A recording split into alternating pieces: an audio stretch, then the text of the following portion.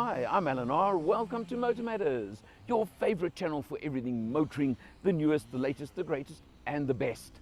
And of course, we are proudly associated with Change Cars, the website that will give you peace of mind when you look for a car, because they only list cars from franchised dealers.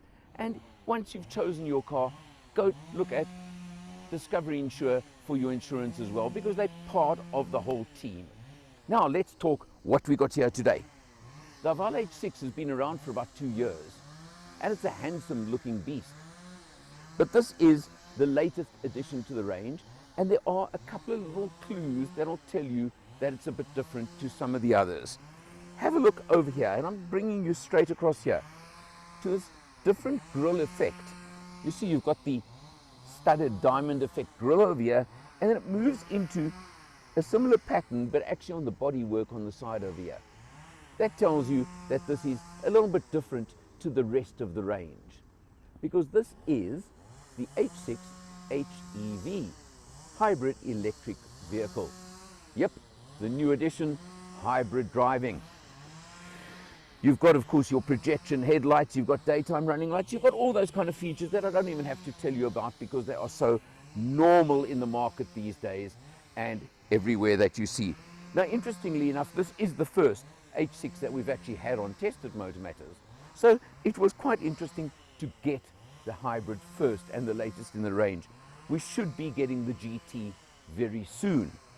You come around the side, this is a very typical medium family SUV. So of course you've got the cladding, you've got the black cladding along the bottom of the doors as well, but interesting, you've got the chrome with the black cladding. And a feature of the HEV only is this extra little black cladding in the front fender into the door. Maybe a little touch, but it somehow just adds something to the car. And talking about adding to the car, black alloy wheels, 19 inches on here. So you've got a nice bit of tire profile, nice big wheels. Certainly does give you a decent ride, and that's what's important there. Let's just come along towards the back over here, and we'll pop open the back door and show you in the back seat. Now, remembering, as always, the driver's seat being set for myself, so you can see tons and tons of legroom in the back. Let me jump in and I can actually show you just how much room there is in the back seat, because that is an important factor. There you go, lots of space. It really is legroom, headroom, everything is pretty good. And important to me, aircon vents for the rear passengers and 2 USBs for the back seat. Now those are features you want to see, and you want to see in a family vehicle.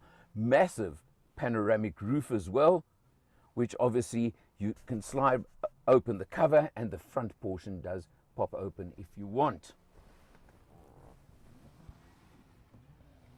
Let's head round towards the back,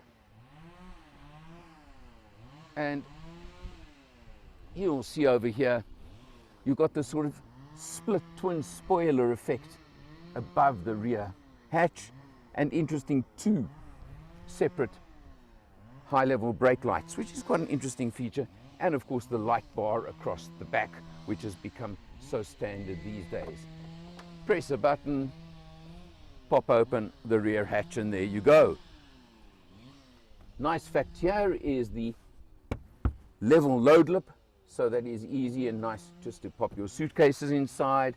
Very good size boot. This is 500 odd liters of boot space, and of course you can drop the rear seats 2/3, 1/3, as you would expect. Because it's the hybrid, remember you've got your battery system over here. Wow, let's have a look. There goes your battery system. Look at that, wow. Here's where the technology comes into it, doesn't it? And all the additional, but interestingly, of course, look at all the space it all takes, and there's obviously no room for a spare wheel anymore. You'll have to make do with that if you have an issue. Powered by a 1.5 litre turbo 4-cylinder petrol engine with hybrid assistance. So you get 179 kilowatts and a massive 530 Newton meters of torque out of this combination powertrain in the vehicle. Let's check out inside.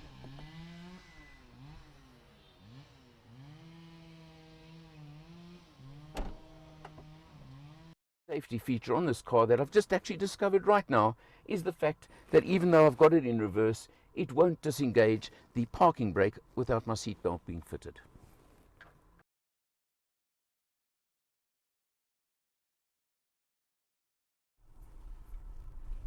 Of course, when you pull off in this car, it's automatically in EV mode, which is the dead silent, cruising along, road noise, but nothing else. It's that eerie feeling you get where hybrids, battery cars, you've still got to get used to. But it is quite a stunning sort of feeling. But this H6 is a contradiction as well, because when you hear that it's got 179 kilowatts, 530 Newton meters of torque, suddenly those are really big figures. And yet, you'll disagree, William, but I found it a pleasant cruiser, but it's certainly not a racing car. And yet those figures would almost indicate it could be. I don't know, what do you think? I haven't driven it. I know, but just I'm talking just based on figure. That, by the way, is quite interesting. Look at the camera system you've got. Yes. Is the overhead here, but this is obviously the little side view camera the minute you put the indicator on. Yes. Which is quite something, and just to show you, it does work on both sides. So that is quite an interesting little feature on the car. And of course, it's got that view, then it goes off and you go back to your normal screen as you'd expect. Indeed. But thus far, we are still in EV. We haven't used the internal combustion engine yet, and we're doing 42 k's an hour. I'm deliberately sort of cruising along to see at what point it's going to switch itself out, which is fairly interesting. We'll do the pothole weave and this little piece of the road here and hit one or two of them just to show you it's quite a smooth, comfortable, supple ride. Okay, the engine came in at about 45 k's or so. So it's not too bad, eh? What do you think? No, that's right. I mean, it seems to be fairly standard with these things. You know, I always think that on the hybrids they need to do a bigger battery, but then, I mean, you know, on the Toyota, they got the battery size perfectly right, so they know what they're doing. So, you know, it's just a case of, leave it. But I mean, the nice thing on this car is we'll just go around the corner, we're on a slight uphill as always, but that's the feature, because of course you've got the battery coming in, and it's the hybrid, which means they boost each other, and I still don't understand the technology. I have to be honest of where they work in conjunction with each other and other funny things like that. But what do you think of the ride? Well, it seems all right. You know, it's fairly quiet, fairly smooth. Didn't shuffle on as much as I thought it might when you put your foot flat there. Well, I didn't put my foot anywhere near flat. You've got the rotary gear shifter again. Nice reverse camera system. Standard Haval stuff. Very standard. Well, Haval and every audio. Okay, do you want me to really put my foot down for a moment now? You've also got this guilt meter, I like to call it, in front of me over here, which shows your consumption at any given moment. Yes. And that's why I call it a guilt meter. Oh, you know, exactly. you watch it and it's like, I wanted to do that. That looks terrible. In all these hybrids, you actually want to drive conservatively. They encourage you to try and get interesting. It's now actually not in EV, although I'm just idling, which is quite strange. But you want, does that give you more of an idea of the acceleration capability of the car? It's not bad. It's for a medium-sized family SUV. Yeah, no, it's not bad. What more do you want? You know. What is the list price on this car? 670. That's not bad. That's not bad. Yeah. So it's got that as well, you know. It's certainly got, now it's clicked back into EV mode.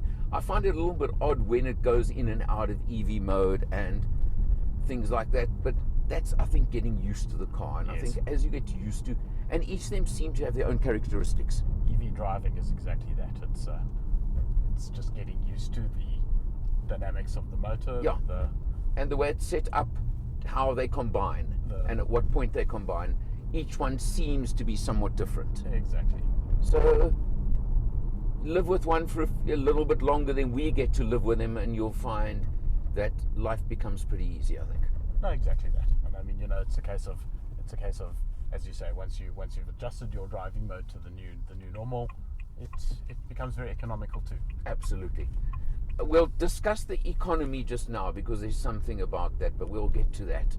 But anyway, let's have a look at the outside, let's have a look at the inside, let's do our usual thing on the car.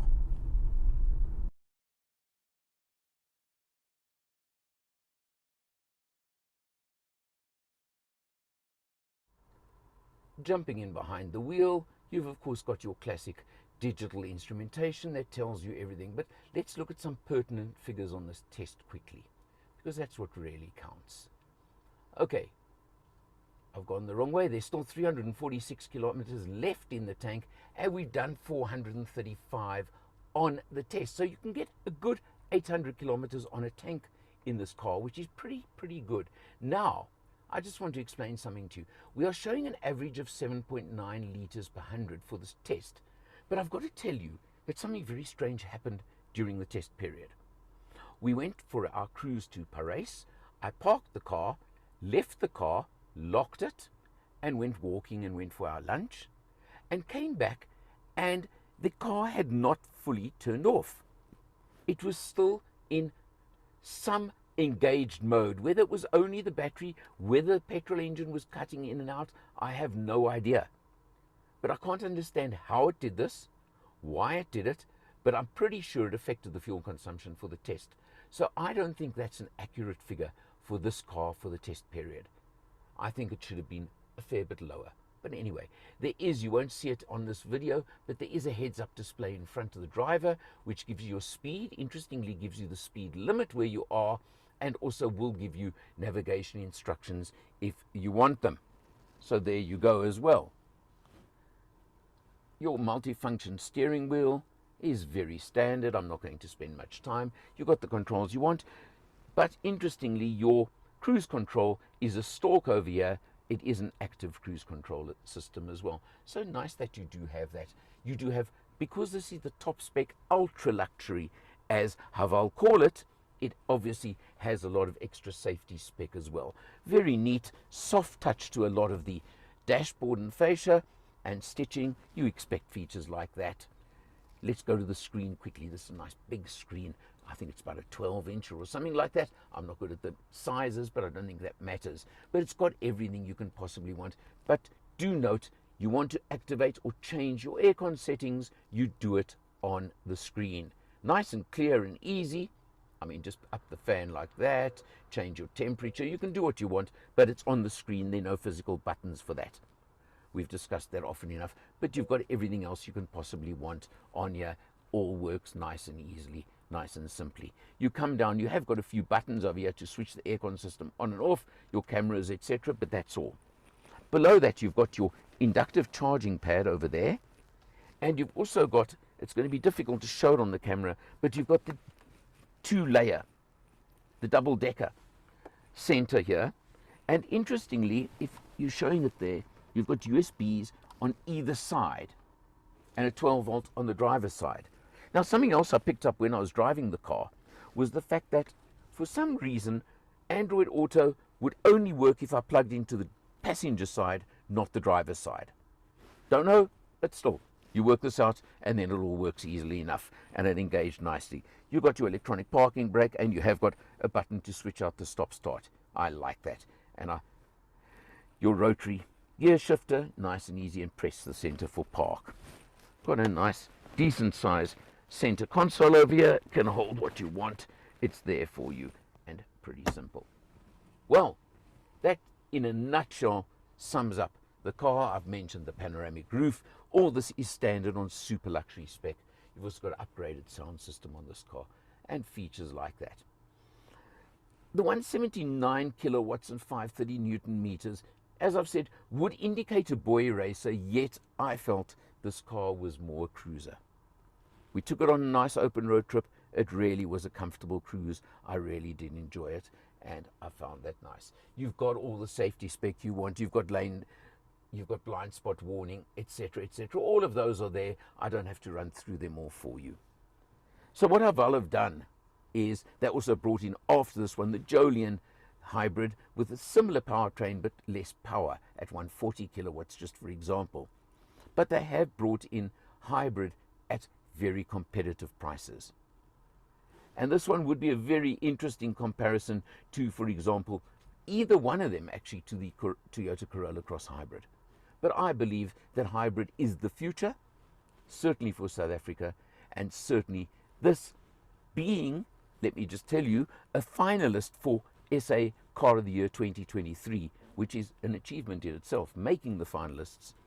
I certainly think this is a really, really good package overall. Check it out for yourself. I think it's definitely an option if you're looking for a medium family SUV and you are concerned about fuel consumption and all those kind of things, hybrid power, this could just be the way to go. For Motor Matters and Change Cars, I'm Alan R. I'll see you next time.